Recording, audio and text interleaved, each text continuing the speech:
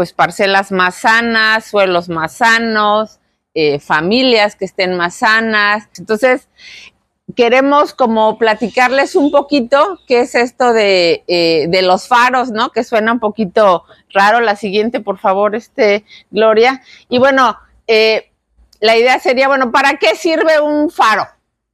Estamos aquí en Veracruz, cerquita está el mar. ¿Para qué sirve un faro? Para guiar. Un identificador. Un mirador. Para guiar. Ubicación. Para ubicar a los barcos, ¿verdad? Que no vayan y se vayan por otro lado. Es algo que da luz, ¿verdad? Porque está normalmente ilumina, ¿verdad? A lo lejos, exactamente. Entonces, cuando se usa este término en la cuestión de la agroecología, es justamente para eso.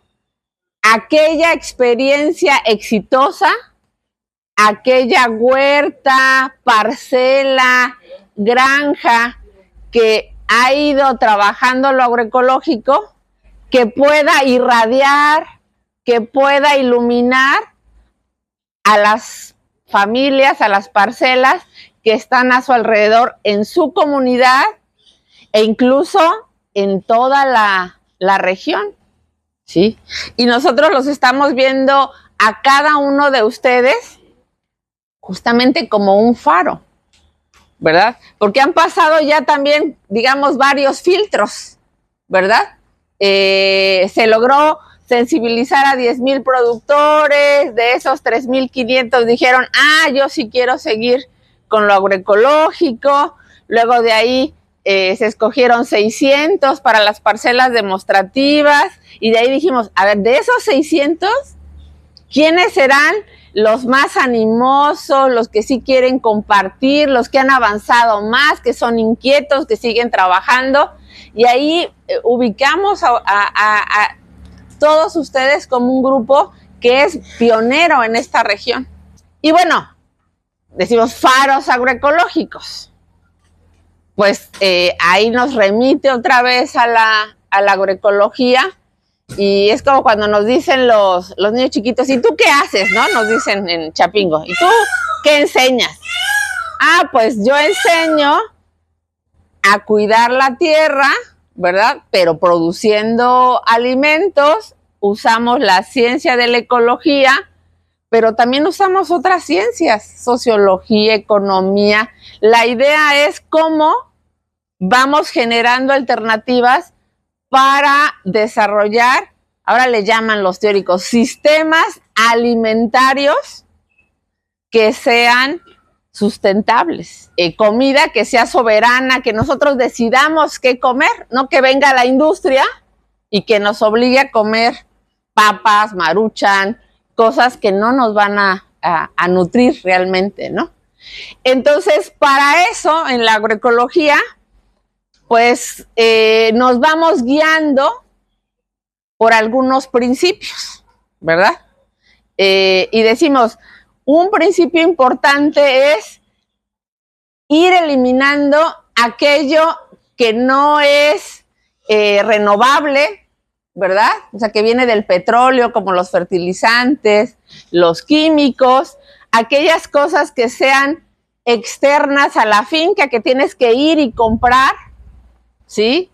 Y que además son perjudiciales para la salud, ¿no? Vamos a Álamo, tengo muy grabada esa imagen hace muchos años, que fuimos a un evento ahí en la presidencia del municipio y pues caminamos varias cuadras, pero todas las cuadras que íbamos caminando para llegar al centro, pues decía 1, 2, 3, 4, 5 tiendas de agroquímicos en la misma cuadra. Pasa a la siguiente cuadra, 1, 2, 3, 4, ¡ay, caray! O sea, se venden más agroquímicos que comida, ¿no? O sea, eso no nos está garantizando tener una comida que pueda ser sana. ¿Por qué? Porque dependemos de lo externo, ¿verdad? Y perjudicamos a agricultores, trabajadores, consumidores, al ambiente. La que sigue, por favor.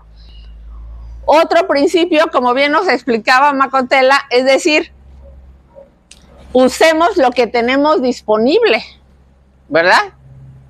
Si estamos pensando tener un módulo de microorganismos, pero con el techo de tal forma, todos igualitos como casitas, o sea, eso está usando recursos de fuera. Aquí es cómo usamos lo que tenemos a la mano, ¿verdad? La palma, la madera, etcétera. Decíamos, la agroecología es combinar la ecología con la agricultura, ¿verdad? Y hay procesos naturales, nada más que los agrónomos se han olvidado de esa clase en las carreras. La dan ahí de refilón, pero no le ponen atención, ¿no? Cuando las plantas, pues, tienen su base en la ecología.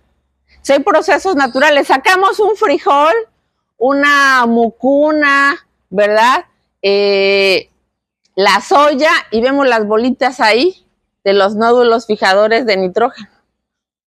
Dice, eso no es una plaga, eso es un proceso natural que ahí se está generando, se está tomando el nitrógeno del aire y se está ahí produciendo y que después nos va a enriquecer ese suelo. Es un proceso natural que si nosotros no le ponemos fertilizante a esa tierra, la estamos obligando a producir esos nódulos. Lo mismo las micorrizas. Si yo no le pongo fungicidas a una tierra, permito que haya micorrizas de forma natural. Manejar las plagas, las enfermedades, o sea, no es una lógica de exterminar todo. Los químicos, pues échale de este paratión, ¿verdad? Malatión, todo lo que mate. Y sí, los vemos hasta caerse ahí. Pero ¿qué sucede? Pues no nada más se muere el insecto. Se mueren las abejas, se mueven las meliponas. Ayer leí un extracto de un artículo que investigaron cuáles eran los efectos en las abejas meliponas, me parece que en Nicaragua, con el uso de los insecticidas. Y entonces se metieron a ver el comportamiento. Y entonces se encuentran, pues, que se desubican, ya no pueden regresar fácilmente a su panal, que todo su tracto digestivo también tiene repercusiones. Entonces, hoy en día sabemos que los químicos hacen daño, ¿verdad? Y si sabemos, bueno, pues deberíamos estar pensando todos, ¿no?, en métodos, pues, más naturales. Entonces, la idea es bajar esas poblaciones de insectos, de hongos, pero pues no los vamos a exterminar, ¿no? La que sigue, por favor. Yo recuerdo cuando era chiquita que de estos cerdos había un montón antes, ¿verdad? El cerdo pelón mexicano. Y ahora, quién sabe, no sé si en sus pueblos haya todavía. Yo tiene mucho que no veo ya. Ya, sí. En el Cedro hay. ¿Dónde más hay? Ya casi no, ya no los acabamos. Pero ese cerdo come de todo, no tenemos que traerle el maíz. O sea, muchas de esas razas y variedades tradicionales se adaptan y producen mejor a la región, ¿verdad? Y aquí pues lo marginamos porque era negrito, ya lo discriminamos. Pero la carne tiene menos grasa, es más sabrosa. Tengo un alumno que se llevó de esos puerquitos a Puebla, está en la zona de la Mixteca, y ahí produce sus cerditos. Y vende, manda a Texcoco de vez en cuando la carne, es otro sabor, o sea, es otra cosa, completamente distinta. Entonces, ¿cuál es la idea de la agroecología? Pues es cómo esta cuestión de ser sustentable, de proteger el ambiente, no nada más lo hacemos en la parcela, sino que lo vamos trasladando al procesamiento de los alimentos, ¿sí?, a la comercialización de los alimentos, al transporte de esos alimentos. Entonces, un poco compartiendo qué es lo que se está trabajando con los otros grupos que están en el proyecto de Canadá. Son 8 grupos con diferentes enfoques. El grupo de Kenia, por ejemplo, el grupo de Columbia Británica de Canadá, el grupo de Brasil trabajan la cuestión agronómica, más parecido a lo que nosotros hacemos. Y los otros grupos, que son diferentes sitios de Canadá, trabajan mucho la parte de política alimentaria, cómo favorecer en las ciudades que la gente coma más sano. Y trabajan esta parte de decir, bueno, no nada más es el campo. Tenemos que tener políticas, tenemos que tener grupos de consumidores, redes de productores y consumidores, mercados locales, para que la comida sana no nada más se quede con el productor, sino que llegue a más lugares.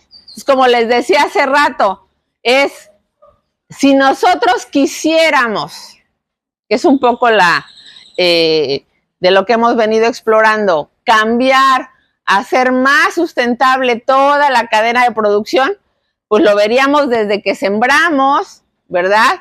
Desde que se trabaja la naranja, se cosecha, a dónde se comercializa. Entonces, en lo agroecológico, pues podríamos decir, pues si don Juan aplicaba el año pasado un montón de glifosato, y ahora en lugar de aplicar glifosato ya lo deja y usa algo menos tóxico, pues está avanzando, pero no es ecológico todavía, ¿no?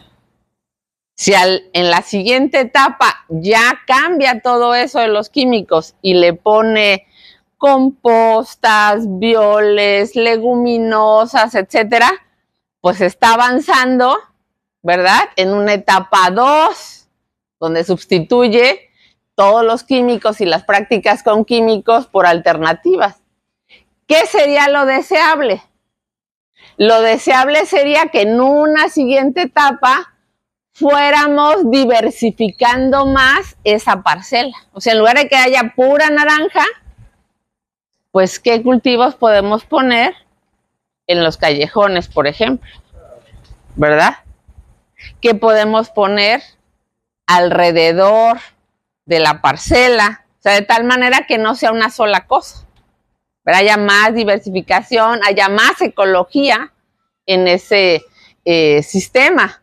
Ahora, la siguiente etapa está más difícil, pero para allá deberíamos ir caminando, es cómo conectamos a los productores con los consumidores, porque ahora los consumidores están en la ciudad, los productores estamos acá.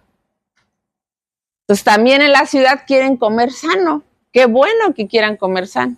Entonces, ¿cómo vamos estableciendo redes para que lo que nos sobre a nosotros de nuestras parcelas, pues lo podamos también compartir, comercializar a los consumidores de la región?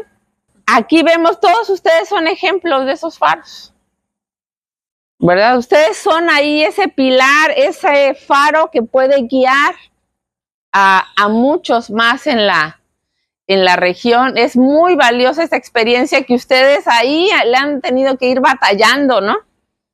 Para ir encontrándole las opciones técnicas para resolver los problemas técnicos que hay. La que sigue, por favor. Como decía Marco, también me gusta mucho esta foto, ¿no? Porque entonces vamos involucrando a los niños, a los pequeños, desde el principio, para irse conectando con la tierra, para aprender sobre su cultura, la comida tradicional, las señoras, podemos ir avanzando. Entonces, en ese sentido, la agroecología, pues no nada más es una ciencia, ¿no? Sino que también lo vemos en la práctica, pero también es un motor que puede hacer una transformación social.